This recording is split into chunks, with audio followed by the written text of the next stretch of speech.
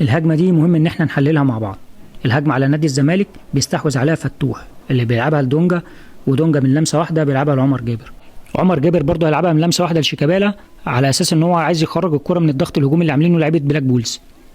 الكره تاني بترجع لعمر جابر، هيديها برضه لشيكابالا اللي من حسن حظه الكره هتروح لدونجا. وهنا بقى دونجا هيلعبها مره واحده كده لفتوح، فتوح هيديها لاحمد زيزو اللي نزل يستلم، ومن لمسه واحده زيزو هيلعبها لنبيل دونجا اللي مره واحده هيغير اتجاهه ويديها لشيكابالا. شيكابالا بقى هنقف عنده كده شويه ونبص على التحرك اللي عمله زيزو. زيزو قطع لبره عشان ياخد معاه مدافع، وعارف كمان ان شيكابالا هيقطع لجوه. شيكابالا فعلا بيقطع لجوه، واتفقنا قبل كده الكوره في رجله، لكن عينيه شايفه كل زمايله وشايفه كمان المدافعين.